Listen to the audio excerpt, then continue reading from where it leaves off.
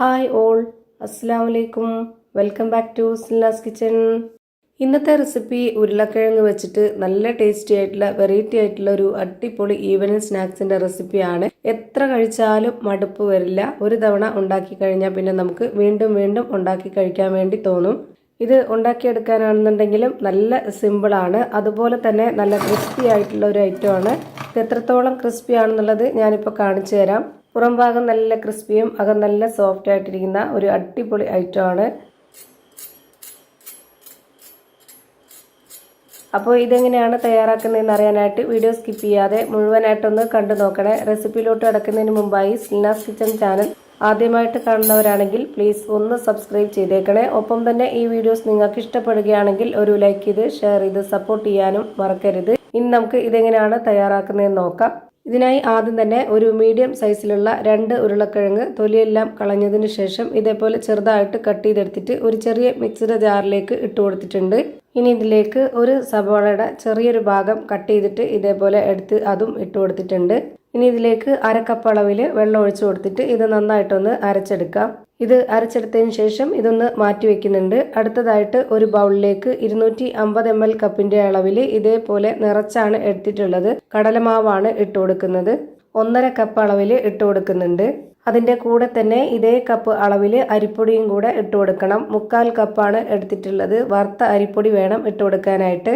ഞാനിപ്പോൾ ഇവിടെ ഈ ഒരു 250 ml കപ്പിന്റെ അളവിൽ തന്നെ 1/4 കപ്പ് അരിപ്പൊടിയും കൂടെ ഇട്ട് കൊടുത്തിട്ടുണ്ട്. ഇനി ഇതിലേക്ക് വെള്ള എള്ളോ കറുത്ത എള്ളോ ഏത് വേണമെങ്കിലും ഇട്ട് കൊടുക്കാവുന്നതാണ്. ഞാനിവിടെ 1 ടേബിൾ സ്പൂൺ അളവിൽ കറുത്ത എള്ളാണ് ഇട്ട് കൊടുക്കുന്നത്.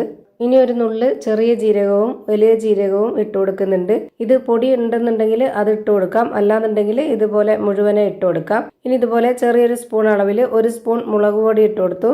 ഒരു 1/4 സ്പൂൺ അളവിൽ മഞ്ഞൾപ്പൊടി, ഒരു നുള്ള് ഗരം മസാലപ്പൊടി, ഇനി ആവശ്യത്തിനുള്ള ഉപ്പ്. എരിവൊക്കെ ഓരോരുത്തരുടെ ഇഷ്ടത്തിനനുസരിച്ച് കൂട്ടിയും കുറച്ചൊക്കെ ചേർത്ത് കൊടുക്കാവുന്നതാണ്.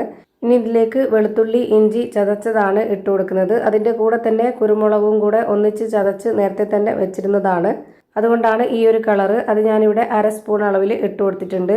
അതിൻ്റെ കൂടെ തന്നെ ഒരു 2 പച്ചമുളക് കട്ട് ചെയ്തതും കുറച്ച് കറിവേപ്പിലയും മല്ലിയിലയും ഇട്ട് കൊടുത്തിട്ടുണ്ട്. ഇനി നമ്മൾ നേരത്തെ അരച്ച് വെച്ചിരുന്ന ആ ഒരു കിഴങ്ങിൻ്റെ മിക്സ് ഇതിലേക്ക് മുഴുവനായിട്ടും ഒഴിച്ചു കൊടുക്കുന്നതാണ്. ഇനി ഇതെല്ലാം കൂടി നന്നായിട്ടൊന്ന് യോജിപ്പിച്ചെടുക്കാം. ഇതിലേക്ക് ഇനി വെള്ളം ആവശ്യമുണ്ടോ എന്നുള്ളത് നമുക്ക് നോക്കിയിട്ട് ഒഴിച്ചു കൊടുക്കാവുന്നതാണ്. ഇതിപ്പോൾ യോജിപ്പിച്ചുകൊണ്ടിരിക്കുമ്പോൾ തന്നെ നമുക്ക് അറിയാൻ പറ്റും കുറച്ചുകൂടെ ഒന്ന് ലൂസായിട്ടിരിക്കണം ഈ മാവ്. ഇപ്പോൾ കുറച്ച് ടൈറ്റ് ആയിട്ടാണ് ഇരിക്കുന്നത്. അപ്പോൾ ഇതിലേക്ക് കുറച്ച് വെള്ളം ഒഴിച്ചു കൊടുക്കാം. ഞാനിവിടെ മെഷർമെൻറ്റ് കപ്പിൻ്റെ 1/4 കപ്പിന് അതിൻ്റെ പകുതിയായിട്ട് വെള്ളം എടുത്ത് ഒഴിച്ചു കൊടുത്തിട്ടുണ്ട്. ഇത്രയും മതി. ഇനി ഒന്നിത് യോജിപ്പിച്ചെടുക്കുമ്പോഴത്തേക്ക് നമുക്കിത് കറക്റ്റ് പരുവത്തിന് കിട്ടിയിട്ടുണ്ട്. ഇത്രയും മതി.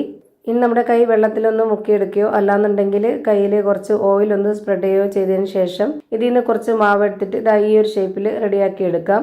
അതല്ലാന്നുണ്ടെങ്കിൽ മാവ് നുള്ളിയിട്ട് അങ്ങ് എണ്ണയിലേക്ക് ഇട്ട് കൊടുത്താലും മതി. ഞാനിപ്പോൾ ഇതാ ഇതുപോലെയാണ് ചെയ്തിട്ടെടുക്കുന്നത്. ഭയങ്കര സിമ്പിളാണ്. ഇനി ഇത് എണ്ണയിൽ ഫ്രൈ ചെയ്തെടുക്കുകയാണ് ചെയ്യുന്നത്. അതിനായിട്ട് ഞാൻ സ്റ്റവിലേക്ക് ഒരു കടായി വെച്ച് കൊടുത്തു. ഫ്ലെയിം ഓൺ ആക്കിയതിന് ശേഷം അതിലേക്ക് കുറച്ച് ഓയിൽ ഒഴിച്ചു കൊടുത്തിട്ടുണ്ട്. ഓയിലൊന്ന് നന്നായിട്ട് ചൂടായിട്ട് വന്നപ്പോൾ ഒരു മീഡിയം ഫ്ലെയിമിലേക്ക് ഇട്ട് കൊടുത്തിട്ട് ഇതുപോലെ ഓരോന്നോരോന്നായിട്ട് ഇട്ട് കൊടുത്തു. ഇനി ഇതേ ഫ്ലെയിമിൽ തന്നെ എല്ലാം ഫ്രൈ ചെയ്തെടുക്കാം. അപ്പോൾ എല്ലാം ഒരേ പരുവത്തിന് വെന്ത് നന്നായിട്ട് കിട്ടും. അതുപോലെ ഇത് വെന്തുകൊണ്ടിരിക്കുമ്പോൾ തന്നെ നമ്മൾ ഇതുപോലെ ഇടയ്ക്കിടയ്ക്കൊന്ന് ഇളക്കി ഇട്ട് കൊടുക്കുക. അപ്പോൾ എല്ലാം ഒരേപോലെ വെന്ത് കിട്ടുന്നതാണ്. ഇപ്പോൾ ഇത് നന്നായിട്ട് ഫ്രൈ ആയി കിട്ടിയിട്ടുണ്ട്. ഇനി നമുക്കിത് എണ്ണയിൽ നിന്ന് കോരി മാറ്റാം. പുറം ഭാഗം നല്ല ക്രിസ്പി ആയിട്ട് അകം നല്ല സോഫ്റ്റ് ആയിട്ടുള്ള ഒരു അടിപൊളി പലഹാരമാണ്.